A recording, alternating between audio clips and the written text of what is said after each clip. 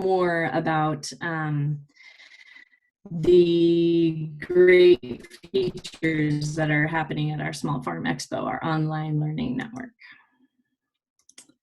To start us off, I have to thank all of our wonderful sponsors that have been able to adapt with us as we worked through changes because of the current global situation.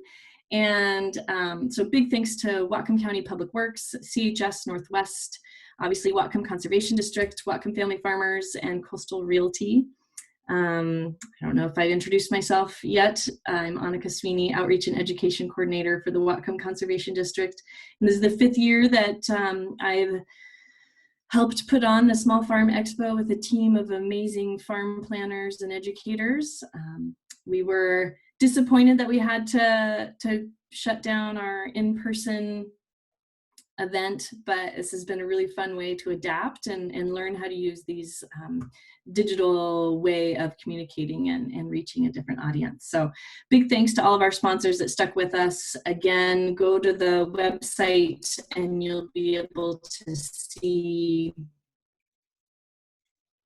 more about all of these different sponsors and exhibitors. This is the 5th and final of our speaker series that's associated with the Small Farm Expo. All of the talks that you see listed on the screen right now have been recorded, and those are on YouTube and linked on our website, as well as the Facebook Live videos are stored on Facebook, and so you can go to our event page and you'll be able to find them there as well.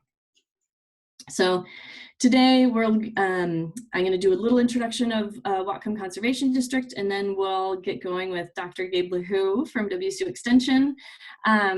And afterwards we'll be fielding questions. So if you have questions throughout the talk today, please feel free to put them in the comments or the chat box on Zoom or the comments on Facebook Live, and we'll field those at the end of the presentation. Okay, so for those of you who don't know us, Whatcom Conservation District, we've been around since 1946, and our mission is to assist landowners with their conservation choices. We've been helping landowners and farmers foster a healthy and sustainable relationship between people and the environment since 1946. And we're really happy to be here. We have some really simple goals that our volunteer board of supervisors, as well as all of our staff, focused on healthy land, healthy water, and healthy people. So conservation districts work at the intersection of people and place, providing an ecological understanding and deep connection to the land, resources, and economy. Healthy land. Sounds simple enough, and that's why we're here today, is to learn a little bit more about how we can get the most out of our land while protecting it. So healthy land is the foundation that grows our food, cleans our air and water, and provides habitat for wildlife. Healthy water supports agriculture. We have a lot of ag producers online today, small and big farmers. Thanks for joining us. Supports agriculture, salmon population, shellfish harvesting, and abundant recreation. And the healthy people, those of us that are out here working the land, and thank you for those that have joined us today online, are the stewards of the land and the water, deeply connected to their county and inspired to protect what they value most. So how do we promote healthy land, healthy water, and healthy people? We do it through a variety of ways, and one you're experiencing right now. The Conservation District focuses on education and outreach as a way to connect people to the land, and we've also do it through in-person trainings like this, which we hope to get back to in the next couple months. This is one of our speakers we run monthly, as well as 4 big events throughout the year. Our Small Farm Expo is one, our native plant sale is another big event that we run every year, as well as our manure nutrient management training, and then we have a Run with the Chums 5K fun run. Those are our 4 big events that we put off every year. Our farm planning services, which many of you on the call today, I hope are familiar with. We support local agriculture by working to enable farms of all types and sizes to develop and install best management practices that protect the sustainable use of natural resources. And this is a free confidential service offered by the Conservation District for in-person site assessments. We do soil testing for free that we offer, and we have our equipment rental program. So featured here is our manure spreader, and it's a 2.5 cubic yard ground driven spreader. It's $30 per use. It's on hold right now until the stay home, stay healthy order is lifted. But this is a program we launched 2 years ago, I guess, and it's a great way to get nutrients on your pastures. And Gabe will be talking to us a lot today about uptake of nutrients as it is dependent on the soil moisture. And so we will do free assessments for people regarding the nutrient needs that you have, and then you can borrow our equipment or our manure spreader. And this is great because this spreader can be towed behind a truck. It's even been towed behind a riding lawnmower. It's very light. And it can really enable you to get nutrients out to better manage your pastures. We have financial incentives that a lot of people take advantage of. We know that putting the best management practices on your farm can be expensive, and we try to overcome that barrier.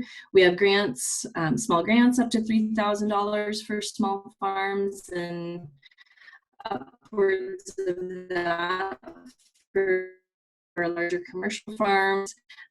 In addition, we have our small farm rebate program, which provides $200 towards heavy use enjoying or gutters and downspouts. So that's $200 towards each of those features. And if that's something you're interested in, please put in our chat box or comment field your name and your email, and we'll get back to you on that. We do a lot with habitat restoration. Pictured here is our Conservation Reserve Enhancement Program, which is a program that pays landowners to establish buffers of native trees and shrubs, along with 5 years of maintenance and support along fish-bearing creeks and rivers. So these are native trees and shrubs that will be providing shade and cover for young salmonids as they grow. Another big part of what we do and how we really met a lot of the researchers that we've had on site or on the website recently for the speaker series is through our science and research program. And a lot of folks don't know about that. This is a big part of what we do. And it works with all of the areas of the district programming, but it provides collaborative information, tools, and resources for landowners, informative data analysis, and development of decision support tools, along with effectiveness monitoring for a lot of the best management practices that we encourage. So as we look towards the future for conservation districts, we're developing our next 5-year plan and would love to hear from any of you on the call today. Please complete this survey online. Go to whatcomtv.org and hit long range plan. It's actually a button on our homepage that just says help fill out the survey. And it'll be really interesting for us to hear more from the community about what your needs are and how we can best support you. And if events like this are something that work well with you, please let us know. We haven't typically done enjoy and you want to have us continue, please let us know. So as we look for future farmers like this one, we want to make sure the Conservation District is meeting your needs. Then without further ado, I'd like to pass the screen and energy and speaking over to our featured presenter today, Dr. Gabe Lahue, Assistant Professor of Soil Science from Washington State University, based out of the Research Center in Mount Vernon. Gabe, I'm gonna pass the screen over to you if you're ready. Thanks for being with us. All right, thank you all for joining. Annika, can you see my screen okay? Yes, I can, looking good. Okay, Great. So as Annika mentioned, I'm Gabe Lahue. I'm a soil scientist based down at the Northwestern Washington Research and Extension Center, which is located in Mount Vernon in Skagit County, and it serves basically the Northwestern Washington area. So that includes Whatcom, Snohomish, Island, San Juan counties, and then also on the peninsula with Clallam and Jefferson. And we also do work statewide. So my focus is really on soil-water relations, plant soil-water relations. And so I've been doing some research about irrigation scheduling and soil moisture thresholds, and that was what I was asked to talk about a bit here today. For full disclosure, I haven't been with Washington State University that long. It's only been a little over a year. So, I only have some preliminary research conclusions right now, but I'm going to be talking a little bit more generally about irrigation scheduling, kind of different conceptual methods to approach irrigation scheduling, and then I'm happy to get into specific questions. I also want to thank those who have put questions in the chat. I saw one already that was a great question, and I will definitely cover that at the end. So I'm probably going to hold those questions to the end, but I really appreciate those questions and feel free to keep them coming. So I was asked to talk a little bit about irrigation planning and with this kind of question of, are you starting early enough? And in my mind, I think that's a really important question. And I think the opposite question, is just as true. How long can we wait? Because you could easily be waiting too long to start irrigating, but sometimes there's also definitely irrigation that occurs when we don't need to be. And so really what I'm thinking about is optimizing irrigation. And so you probably already are pretty familiar with the benefits of optimizing irrigation. But in general, we can think about maximizing crop yield and biomass production, right? Either if you have water stress and drought, the plant's going to stop photosynthesizing temporarily, and that's going to lower your total biomass and total crop yield. But the same thing if you have too much water, right? You get water logging, and that can lead to root death and also kind of a suspended state of growth, just like you can have with water stress. So you really want to be in that sweet spot. And that's not just due to crop yield and biomass production itself, it's also due to a host of other factors that indirectly relate to that. So for example, Annika mentioned good nutrient uptake, right? So with water stress, if the plant isn't able to transpire anymore, if it's not able to take up water, it's also not taking up those nutrients because most of those nutrients are moving into the plant with water. Some passively, some actively, but it needs that water flow for that to happen. And the same thing with water logging. So when you have water logging, the plants also kind of shut down, and so that nutrient uptake doesn't happen. So you might see deficiency symptoms in a waterlogged soil and think that the plants need more fertilization. But in actuality, it's just because the plants can't take up the nutrients that may be there. Encouraging microbial activity and diversity while discouraging soil-borne diseases, right? So if we hit that sweet spot, that's optimal for microbial activity, and you also don't get some of the pathogens that might be associated with either waterlogged conditions or when the plant is has weaker defenses basically due to water stress. And then lastly, maximizing economic return. So thinking about minimizing your pumping and labor costs for irrigation while maximizing your yield. And so with all that in mind, it's really important to try and optimize our irrigation. But what are the approaches we can actually use to do that? So one that's pretty common is just a set schedule, and that can be based on a calendar date. Say, I irrigate for 2 hours twice a week, or based on a crop growth stage. Okay, well, I irrigate once, at flowering, and then once a month later, or something like that. And that is fairly common, but it's really hard here in Western Washington, especially. I mean, it's not necessarily a recommended approach anywhere, but where we get a lot of kind of variable rainfall year to year, week to week even, it's pretty variable. It's hard to account for that. So some people are using a set schedule and then adjusting that bit for rainfall. But then we get into slightly more complications, and there's ways that we can do that in a much better way. So when I think about how to schedule irrigation more generally, we can pay attention to the atmosphere or the weather, so do weather-based irrigation scheduling. We can pay attention to the soil and use soil moisture to schedule or we can pay attention to the plant water status and use that to try and schedule irrigation. So I'm going to kind of use that framework and go through each of these with some options, and then kind of emphasize where I think the most readily available tools are for scheduling irrigation, and then kind of finish with a little bit about how I would approach scheduling irrigation. So let's start with the atmosphere, weather-based irrigation scheduling. So if we advance a stage beyond that set schedule, we can do what we call a water balance using crop evapotranspiration. And so in the water balance, we're basically trying to balance crop water use, which is crop evapotranspiration. So that's the actual amount of water both the plant is losing through its leaves as it photosynthesizes and as it transpires, and the water that's evaporating directly from the soil surface where there is bare soil surface. And we're roughly trying to balance that with the rainfall, right? So as much water is coming in as is going out. And the way we do that is by providing irrigation. So we need to make up, if there's less rainfall than the crop water use, we need to make up that difference with irrigation. And any excess water is going to be drained out through the bottom. So that's lost beyond the root zone, or we call it deep percolation. But so if there's rainfall or irrigation in excess of the crop water use, then we lose that to deep percolation.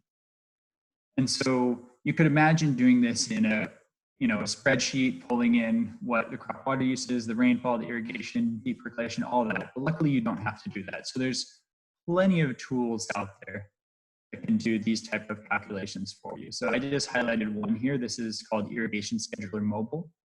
It was developed by Troy Peters with Washington State University. He's at the Prosser Irrigated Agricultural Research and Extension Center. And this basically does these calculations for you. So I'm just going to mention briefly what this looks like.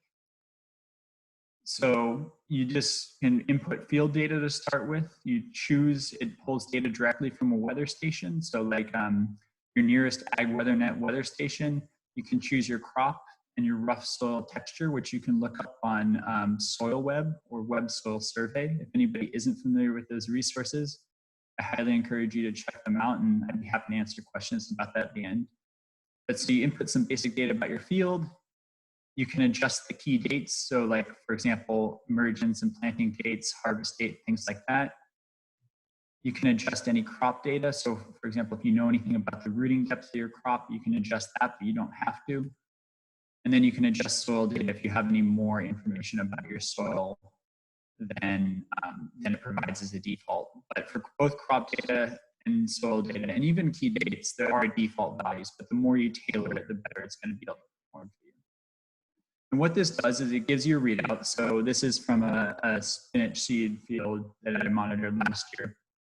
And you can see that in each day, it's going to give you the water use, which is based on what we call the crop evapotranspiration. So that's the actual amount of water the crop is utilizing and losing from the atmosphere. It's going to give you the rain and the irrigation, and then what the water deficit is. And at a certain water deficit, it's going to tell you need to irrigate. So right here in green, we're good on the 25th of May. 26th, we're a little bit, getting close. And then the 27th, we need to start irrigating. And it also gives you a nice chart like this. So we have the wilting point here in black. So you don't ever want to get to that line.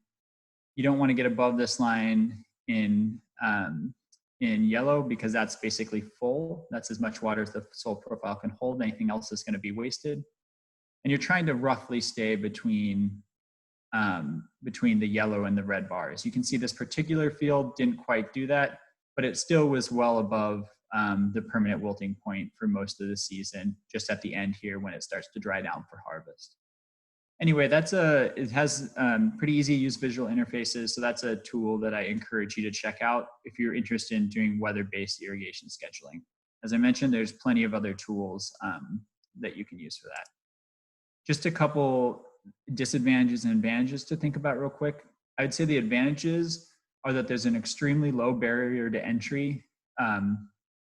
But a disadvantage with that is that if you're managing many different crops and many different fields, you have that each separately, so it can be a little bit overwhelming quickly. It's highly tailorable, which is really good because if you know specific information about your crop or your soil type, you can tailor that. That said, sometimes the information to tailor those values really isn't available. And we'll see that again, in, both with other methods of irrigation scheduling. How well you can schedule irrigation is just dependent on how good the information available is. And in a lot of cases, there's some gaps there. It automatically pulls the weather station data from the weather station you choose, but you do have to enter the irrigation records manually unless you're on a set schedule.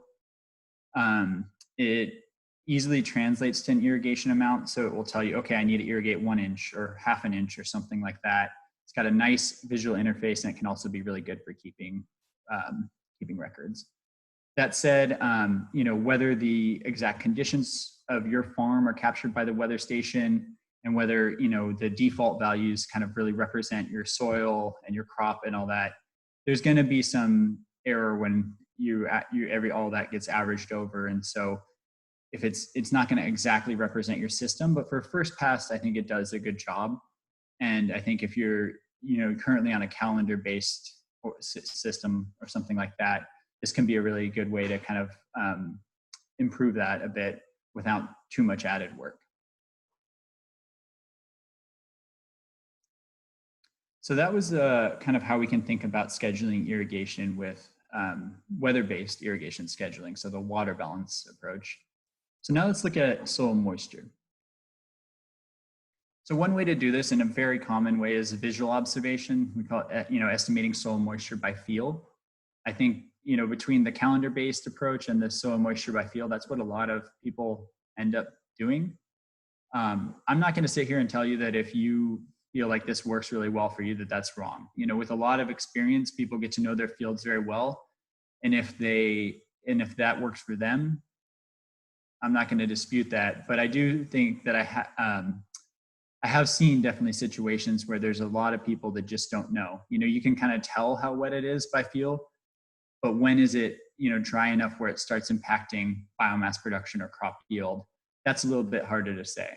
And so this is definitely a possibility, but it's a little bit hard to improve on other than lots of time, trial and error, and experience. So another thing we can think about is irrigation scheduling with soil moisture sensors. So we're also using soil moisture here, but using some other method of measuring it than just hand feel. And one exciting development here is that soil moisture is now on Ag WeatherNet. So this is in Whatcom County here. You can see that we used to have 4 Ag WeatherNet stations, these outlined here in black. And just recently with Whatcom Conservation District, they've expanded to include 4 additional stations, the ones outlined here in white. And so that's really helpful. And these 4 additional stations also have soil moisture, which is a really nice thing. And so if you go to the Ag WeatherNet website, you can get soil moisture data for any one of those 4 stations. So for example, here's the Ferndale station. And if you dig through the data a little bit, you can see the data for each day when you click on it. You can see that here's where we have soil moisture. So soil water potential both at 2 inches and at 8 inches. And so with this, it brings a couple questions. First, how can we really utilize this information? Because this is really interesting information to have. But again, this isn't quite specific to your farm, right? So your farm may have a different soil type. It may have something different growing, right? So the crop water use is going to be different. So it's going to dry out at different rates. So obviously, if you're using soil moisture sensors, the best would be to have them in place on your own farm. But I think there's still some important data we can glean from this inclusion of soil moisture in Ag WeatherNet. So I would encourage you to look at what the soil types are at the nearest weather station, and if that is comparable to your soil type. And then also just monitoring these soil moisture status can give you a really good sense of how things are varying with time within a year. And then also especially year to year, because one issue that I've seen so far just in my limited time in Western Washington is that some years, some producers, depending on the soil type and crop, can get away with no irrigation. And other years that things really dry out quickly and they get caught behind very quickly. And so I think kind of knowing how things vary year to year and how far ahead or behind we are in terms of soil moisture compared to an average year where you get good production is really important to have you be able to get those kind of early irrigations in a dry year when they are needed. So that's one way that this can be really useful. I'd also like to point out that it says soil water potential here at 2 inches and 8 inches. And that's not something most producers are used to seeing or talking about. If you're already familiar with that, that's great. But I just wanted to touch briefly on soil water potential because I think it is important to just describe what that is and why it's being used. Basically for soil water potential, you have a negative number, and that's how hard how much the soil is holding on to that moisture. So people also call it the suction sometimes, how hard it is for the plant to get moisture out of the soil. And the more negative that is, the drier it is. So here at 2 inches, you can see that it's drier at 2 inches than it is at 8 inches, which makes sense, right? So there is some soil moisture a bit deeper, but the surface is starting to dry out with all this dry weather we've had recently. And so this is the current conditions there. So this is from today. So that makes a lot of sense. After rainfall, you might get an inverse trend where the surface soil moisture is higher because of that recent rain and it hasn't quite made it down to the 8-inch sensor yet. And so why do we use soil water potential? So there's two measures of soil moisture. You have soil water content, which is what we're used to talking about, usually per cubic foot of soil. How many cubic feet of water do I have, right? So if my water content is, volumetric water content is 0.5, that means I have, half a cubic foot of water per 1 cubic foot of soil. But the challenge with soil water content is that it really depends on your soil type. So here on the bottom, I have different soil texture classes. So, you might have a sandy loam, or you might have a silt loam, or even a clay or a clay loam. And what you can see is that when the plant water status is really going to depend on the soil type at the same water content. So this top line here is field capacity, which is how much water the soil is holding, how much water the soil is holding after it drains due to gravity. So kind of after a saturating rain, wait a couple days, and that's your field capacity. Bottom line here in dashed is permanent wilting point. That's when the plant really can't extract any more water and it wilts. And everything between this is what water is available to be used by the plant. And so if say I have a water content of, 25%, if I'm in a sandy loam, I'm more than saturated. There's still water draining due to gravity. Whereas if I'm over here in a clay at 25%, that plant really needs water. It's pretty close to dead. So the soil water content is very dependent on soil type, which is much less true for the soil water potential. So this, a silt loam versus a sandy loam, a plant at the same soil water potential is going to feel things more similarly. And so that's why AgWeatherNet chose to use soil water potential. And it's not, I don't want to get too much into the weeds of what exactly that's measuring, but you can think of it as, if I have a sponge, right? And if I pull it out of a sink, right? At first it's saturated. I just hold it for a second, some water's dripping out. After that water stops dripping, my sponge is at field capacity. Now, if I squeeze it gently, that's the plant available water. And then if I, at the point where I can't squeeze any more water out, that's the permanent wilting point. And, the reason soil water potential is important is because that's kind of how hard do I have to squeeze. And so at the same water potential, I'm getting kind of water out as easily from different soil types. So this is one of these is from the Whatcom Conservation District, but just if we think about irrigating based on soil water potential, I put up some thresholds here because, as I said, it's not as soil water potential isn't going to change as drastically with soil type in terms of when you need to irrigate, but there still might be some differences, especially because soil water potential can change pretty quickly once it starts to change. And so, you might need to catch it earlier in a sandier soil rather than a clay soil. But yeah, so there's we can think about these different thresholds for irrigating. But generally, if we think about, when you look at the data on the AgWeatherNet website, you'll see that, kind of in this -9 is where the highest the sensors read. And so that to 0 is really saturation. And then somewhere in this -10 to -30 range is what we call field capacity. So the soil's got plenty of water there. It's basically full. And that exact range is going to depend on a loamy sand or a silt loam. And then where you want to start irrigating is going to be somewhere in kind of this -80 range. In a sandier soil, it might be a little higher, even up to -30. But you can probably go down to like -100. But you really, really don't want to get that much lower than -100 to make sure you optimize production. Like we said, plants can extract water much lower, but that doesn't necessarily mean that you're not going to have impacts on yield and biomass productivity, nutrient uptake, disease, all those other things that we talked about at the beginning. So in short, when we are using these soil moisture sensors with AgWeatherNet, they're good to keep an eye on, but you need to think about how the soil type there compares to your own soil type. And I think they're very useful for year-to-year variability and kind of watching the trends and thinking about those. But if you are using your own soil sensors, then you might dig into a little more into these specific thresholds. And then the last way to measure or to schedule irrigation, which I'm really not going to talk about very much, is measurement of plant water status. And the reason I'm not going to talk about this very much is because this is difficult. It's very time consuming and labor intensive. It can give you the best data if you're in a system where this works, because you're actually measuring the water status of the plant. And so it tells you most directly how the plant is feeling. So this is used in vineyards, some tree fruit orchards, some tree nut orchards. But realistically, for most of our production, it's not feasible in terms of labor or in terms of the types of crops. So I'm not going to talk anymore about that, but just know that that option does exist for some crops.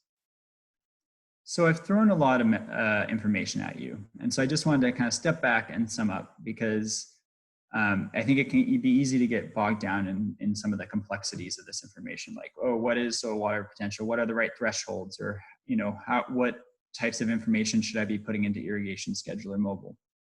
So what would I do if I was operating a small farm? Well, first, I would consider installing soil moisture sensors if it was feasible, based on the time it takes to install and monitor them, the finances, right, the cost. So there's some that are fairly affordable, but there's a big range, and sometimes there's a trade-off between affordability and accuracy, right?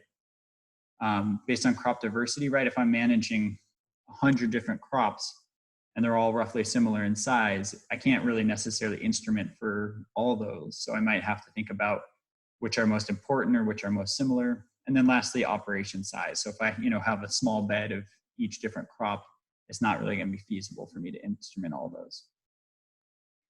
I would also consider monitoring Irrigation Scheduler Mobile for a few key crops and fields, even if you aren't using it to schedule irrigation. I understand kind of that we're all fairly risk averse because there's already so much risk inherent in farming.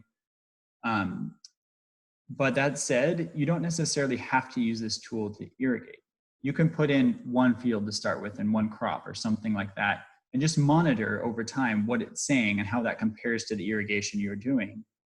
And then I think that can be really informative, because if it's saying you should be irrigating a lot earlier than you are, it might make you think about it, and that maybe then you try that shifting, or you might be able to tailor Irrigation Mobile based on some of that information you already have. And then I would also monitor the soil moisture at the closest AgWeatherNet station. As I already said, taking rainfall variability, soil type, and the ground cover, what crop is growing there, into consideration. So I think using these, if you can install soil moisture sensors, great. But even if not, monitoring these two sources of information is going to be really important. But the last piece that I think is probably most important is experiment. So as you have a little bit of time, experiment with different irrigation schedules for key crops and fields, because that's going to tell you, if you experiment, you're going to be able to see differences in plant performance based on those different irrigation schedules. And then you're going to be able to match the irrigation schedule that performs best to data from Irrigation Scheduler Mobile, or data from the Ag WeatherNet station, or data from your own soil moisture sensors. And then you can irrigate off those other platforms, which is less labor intensive going forward. But you have that data from your own experimentation on farm that's relevant to your farm to kind of back that up. And so, you know, at the very base level, one of the most important tenets with experimentation is randomization. So just say you have a field growing the same crop, divide it in half, flip a coin, do one thing on one half, one thing on the other half. And, you know, that's kind of at the very simplest level. And you can expand that the more locations you do that type of experimentation at in the field or between fields, the better that information is going to be coming out of it. But at the very least, just that kind of binary experimentation, I think, can give you a lot of data and might allow you to see some things that you might have been missing. So with that, I don't want to take too long, but I'm happy to answer any questions that came up during that talk, and I'm also happy to answer any questions later. So my email's up there. It's gabriel.lahue@wsu.edu, and my phone number there as well. Thanks so much, Gabe. That was really great. Your explanation of the soil water potential, that's something that Scarlett and I have spent a lot of time discussing, and that was a really great way to visualize that confusing number. So I don't know, maybe, sorry.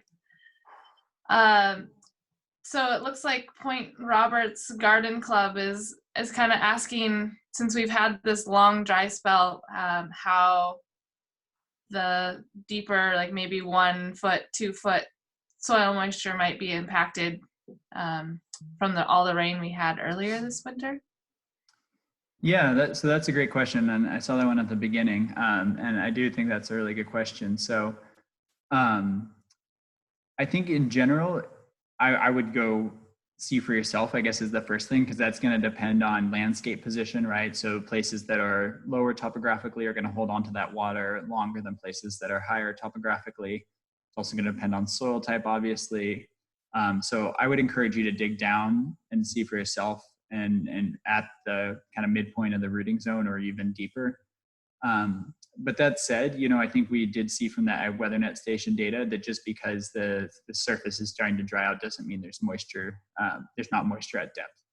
And that's really going to depend on, so the surface is going to dry out very quickly, especially when it's bare.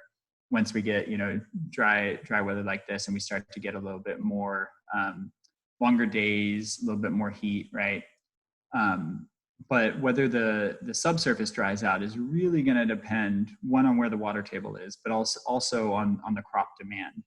So if you don't have anything growing there, you know, and you just have a bare field, the surface is going to dry out quickly, but the subsurface really isn't going to dry out much. Whereas if you have a crop that's kind of getting into full production, you know, whether it's a pasture and it's growing most actively at this time of year, it's going to start to dry out a lot more quickly at those lower depths.